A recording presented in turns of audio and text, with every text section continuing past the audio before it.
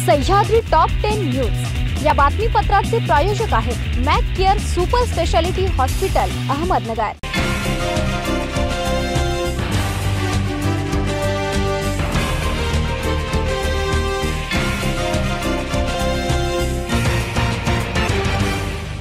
प्रेक्षको नमस्कार, मी निर्जला न्यूज 24 सह्याद्रीमध्ये तुमचं स्वागत। तर पाहूयात अहिल्यानगर जिल्ह्यातील महत्त्वपूर्ण बातम्यांचा आढावा सह्याद्री टॉप 10 न्यूज मध्ये। कर्मवीर शंकररावजी काळे साहेबांनी शेतकऱ्यांचे हित जोपासून कर्मचाऱ्यांना देखील त्यांच्या घामाचा योग्य मोबदला दिला। त्यांना अपेक्षित असलेल्या कारखान्याचा कार्यभार आपले मार्गदर्शक माजी आमदार अशोकराव काळे यांच्या मार्गदर्शनाखाली योग्य प्रकारे सुरू आहे। आजवरच्या कारखाना आणि उद्योग समूहाच्या जडणघडणीत काळे परिवाराच्या सुखदुःखात आपले सर्वांचे योगदान हे कुटुंबातील सदस्यांप्रमाणे होते। त्यामुळे ज्या प्रकारे आजवर कुटुंबाचे सदस्य म्हणून आपण राहिलो तसेच यापुढील काळातही नेहमीच कुटुंबातील सदस्यांप्रमाणेच राहू। तुम्हाला कोणत्याही प्रकारची अडचण असल्यास कधीही हाक मारा, मी तुमच्यासाठी हजर आहे, अशी ग्वाही शंकरराव काळे सहकारी साखर कारखान्याचे चेअरमन आमदार आशुतोष काळे यांनी दिली। कर्मवीर शंकरराव काळे सहकारी साखर कारखाना व अस्वनी विभागातील सेवानिवृत्त होणाऱ्या 50 कर्मचाऱ्यांच्या सेवानिवृत्तीनिमित्त निवृत्त कर्मचाऱ्यांच्या निरोप समारंभाच्या कार्यक्रमात ते बोलत होते। कार्यक्रमाच्या अध्यक्षस्थानी कारखान्याचे मार्गदर्शक व ज्येष्ठ संचालक माजी आमदार अशोकराव काळे होते। पुढे बोलताना ते म्हणालेत की निवृत्त होणाऱ्या सर्व कर्मचाऱ्यांनी सेवेत असताना जीव ओतून काम केले। सेवेत असल्यामुळे कुटुंबाला वेळ देता आला नसेल व आवडते छंद देखील जोपासता आले नसेल, परंतु आता तुमचा दिनक्रम बदलला आहे। आजवर अधुरे राहिलेले स्वप्न पूर्ण अवश्य करा, परंतु सर्वात महत्त्वाचे आपल्या आरोग्याची काळजी घ्या, असा भावनिक सल्ला दिलाय। आजवरच्या राजकीय निवडणुकांमध्ये कार्यकर्त्यांप्रमाणे आपण सर्वांनी चांगले काम केल्यामुळे काही अपवाद वगळता राजकीय निवडणुकीत यश मिळाले। त्या माध्यमातून कोपरगाव मतदारसंघाचा विकास करू शकलो। 2024च्या निवडणुकीत देखील कार्यकर्त्यांबरोबरच सर्वच कर्मचाऱ्यांनी घेतलेल्या परिश्रमामुळे जिल्ह्यात ऐतिहासिक विजय मिळाला। त्याबद्दल सर्व कर्मचाऱ्यांचे आमदार आशुतोष काळे यांनी यावेळी आभार मानले। या प्रसंगी कारखान्याचे मार्गदर्शक ज्येष्ठ संचालक माजी आमदार अशोकराव काळे, व्हाईस चेअरमन शंकरराव चव्हाण, संचालक सुधाकर रोहोम, दिलीपराव बोरणारे, वसंतराव आभाळे, श्रीराम राजे भोसले, सचिन चांदगुडे, अनिल कदम, राहुल रोहमारे, प्रवीण शिंदे, दिनार कुदळे, अशोक मवाळ, सुनील मांजरे, मनोज जगजाप, डॉक्टर मच्छिंद्र बर्डे, प्रशांत घुले, श्रावण आसने, गंगाधर अवताडे, विष्णू शिंदे यांसह राष्ट्रवादी काँग्रेसचे तालुका अध्यक्ष चारुदत्त सिनगर, कारखान्याचे कार्यकारी संचालक सुनील कोल्हे, आसवनी विभागाचे general manager Dnyaneshwar Abhale, secretary Babasaheb Sayyad, deputy secretary Sandeep Sirsat, finance manager Somnath Bornare तसेच विविध खात्यांचे प्रमुख पदाधिकारी यांसह निवृत्त कर्मचारी आपल्या परिवारासह मोठ्या संख्येने उपस्थित होते।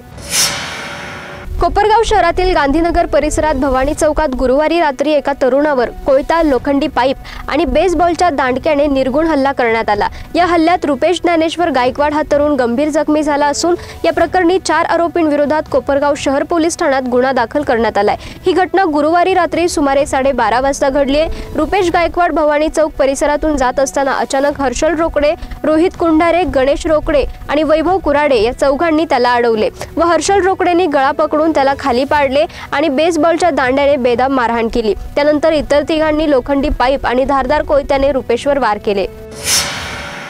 खरीप हंगाम सुरू झाल्याने तालुक्यातील व राज्यातील शेतकऱ्यांना शेतीसाठी युरियाची गरज आहे। शासनाने शेतकऱ्यांच्या मागणीचा विचार करून बफर स्टॉकमधून 50% युरिया रिलीज करून शेतकऱ्यांना तातडीने युरिया उपलब्ध करून द्यावी, अशी मागणी माजी मंत्री बाळासाहेब थोरात यांनी सरकारकडे केली आहे। माजी मंत्री थोरात यांनी याबाबतचे पत्र महाराष्ट्र सरकारला दिले। हे पत्र तालुका कृषी अधिकारी रजा बोडके यांनी स्वीकारले असून हे निवेदन सतीश खताळ व नामदेव शिंदे यांनी दिले आहे। आषाढी वारीसाठी राज्यभरातून दिंड्या पंढरपूरच्या वाटेने निघाल्या आहेत। घोगरगाव येथे मुक्कामी असताना निमगाव खैरी येथील दिंडी क्रमांक 1चा अश्व चोरीला गेला। तब्बल 7 तासांच्या शोधानंतर हा अश्व एका अडगळीच्या ठिकाणी बांधून ठेवल्याचे दिसून आले। गावातील एका तरुणाने तो इतरत्र विक्री करण्याच्या उद्देशाने घराजवळ आणून बांधून ठेवल्याचे उघड झाले। याबाबत अधिक माहिती अशी की श्रीरामपूर तालुक्यातील निमगाव खैरी येथील दिंडीत विजय परदेशी यांचा बादल नावाचा अश्व गेल्या 8 वर्षांपासून या दिंडी सोहळ्यात सहभागी होत आहे। दिंडी तालुक्यातील घोगरगाव येथे मुक्कामी होती। भजन झाल्यानंतर वारकरी निद्रिस्त झाले व अश्वाचे मालक विजय परदेशी यांना पहाटे 2:30 वाजण्याच्या सुमारास जाग आली। ज्या ठिकाणी अश्व बांधला होता तेथे तो नसल्याने त्यांनी आजूबाजूला त्याचा शोध घेतला व सहकारी वारकऱ्यांना उठवत अश्वाचा शोध घेण्यास सुरुवात केली। ही शोधाशोध सुरू असताना सकाळ झाली। दिंडीतील अश्व चोरीची वार्ता गावात समजली व गावकऱ्यांनी या अश्वाचा शोध घेतला। काळ्या बाजारात विक्रीसाठी जाणाऱ्या रेशनिंगच्या 400 गोण्या तांदूळ गुन्हे शाखेने छापा टाकत जप्त केलाय।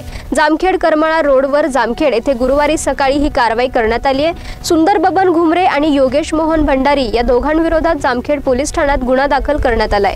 गुन्हे शाखेचे पोलीस अधीक्षक दिनेश आहेर यांना खबऱ्यांकडून रेशनिंगचा तांदूळ काळ्या बाजारात जात असल्याची माहिती मिळाली आणि त्यानुसार त्यांनी पथकाला कारवाईचे आदेश दिले। सह्याद्री टॉप 10 न्यूज मध्ये घेऊयात एक छोटीशी विश्रांती। कॉंग्रॅच्युलेशन्स वहिनी, बाळ झाल्याबद्दल। पण मी ऐकलंय डिलिव्हरी फार क्रिटिकल होती, आता ठीक आहे ना सगळं? अगं होता थोडा प्रॉब्लेम, पण स्त्रियांच्या आरोग्याची संपूर्ण काळजी घेणारं मातृसेवा होतं ना साथीला। सगळं सुरळीत झालं। किशोर वयापासून ते रजोनिवृत्तीपर्यंत स्त्रीच्या आरोग्याची संपूर्ण काळजी घेणारं अहमदनगर मधील पहिलं स्त्री रुग्णालय Matruseva women's hospital obstetric ICU। किशोरवयीन आणि विवाहपूर्व समुपदेशन, गरोदर माता तपासणी आणि प्रसूती, पहिल्या सिझेरियन नंतर नॉर्मल डिलिव्हरीची सोय। मातृसेवा विमेन्स हॉस्पिटल, सक्कर चौक, नवीन टिळक रोड, अहमदनगर। फोन 9850 20 0017। विश्रांतीनंतर तुमचं पुन्हा एकदा स्वागत। पाहूयात पुढील बातम्या। गेल्या वर्षी नावावर 7/12 नसतानाही पीक विमा भरून शासनाची फसवणूक केल्याचे प्रकार समोर आले होते। यावर शासनाने 1 रुपयात विमा योजना बंद केली असून शेतकऱ्यांना आता अधिक पैसे मोजून पीक विमा भरावा लागणार आहे। दरम्यान सुधारित प्रधानमंत्री पीक विमा योजनेत आता ॲग्रिस्टॅग आणि ई पीक पाहणी सक्तीची करण्यात आली आहे। यंदाची पीक विमा भरण्यासाठी 31 जुलै ही अंतिम मुदत राहणार आहे। खरीप व रब्बी हंगामातील पिकांचा विमा भरण्यासाठी शासनाने सुधारित आदेश जारी केले आहे। यात नुकसान भरपाईच्या नियमात देखील बदल केल्याचे दिसून येते। या वर्षीपासून खरीप हंगामातील पिकांचा विमा भरताना शेतकऱ्यांना हिश्शाची रक्कम भरावी लागणार आहे। खरीप हंगामासाठी 2%, रब्बी हंगामासाठी 1.5% तसेच रब्बी व खरीप हंगामातील नगदी पिकांसाठी 5% विमा रक्कम शेतकऱ्यांना भरावी लागणार आहे। सततच्या विकास कामातून वैभवशाली ठरलेल्या संगमनेर शहरात महानगरपालिकेने स्वच्छ शहर सुंदर शहर ही संकल्पना राबवत राज्य व देश पातळीवर स्वच्छतेचे विविध पारितोषिक मिळवले। संपूर्ण शहर हिरवे आणि स्वच्छ ठेवले। मात्र मागील 3 वर्षांपासून प्रशासनाच्या कारभारामुळे शहरात मोठ्या प्रमाणात अस्वच्छता वाढली असून या विरोधात नागरिकांनी नगर परिषदेवर एल्गार मोर्चा काढला। माजी नगराध्यक्ष सौ दुर्गाताई तांबे यांच्या नेतृत्वाखाली संगमनेरमधील सर्व प्रभागातील नागरिकांनी शहरातील वाढत्या अस्वच्छतेबाबत प्रशासनाला धारेवर धरले। पळसपूर परिसरात मुळा नदीपात्रातून चोरटी वाळू वाहतूक करणाऱ्या डंपरवर स्थानिक गुन्हे शाखेच्या पथकाने सापळा रचून कारवाई केली आहे। या कारवाईत 20,40,000 रुपये किमतीचा मुद्देमाल जप्त करण्यात आला असून 1 जणाला ताब्यात घेण्यात आला आहे। वाहन मालक मात्र पसार झालाय। पोलीस निरीक्षक दिनेश आहेर यांच्या नेतृत्वाखाली पोलीस अंमलदार गणेश लोंढे, गणेश धोत्रे, रमीज राजा अत्तार व भगवान थोरात यांचे पथक गुरुवारी पारनेर पोलीस ठाणे हद्दीत अवैध वाळू उपशाची माहिती काढत असताना पथकाला माहिती मिळाली की देवसडे येथून पळसपूरच्या दिशेने एक इसम मुळा नदीतून वाळू उपसा करून ती चोरून वाहत नेत आहे व त्या माहितीनुसार त्यांनी ही कारवाई केली। श्रीरामपूर शहरासह तालुक्यातील अवैधपणे सुरू असलेल्या हातभट्टी दारू अड्ड्यांवर स्थानिक गुन्हे शाखेच्या पथकाने छापे टाकून कारवाई केली आहे। पथकाने विविध ठिकाणी केलेल्या कारवाईमध्ये 3,97,000 रुपयांचा मुद्देमाल नष्ट केलाय।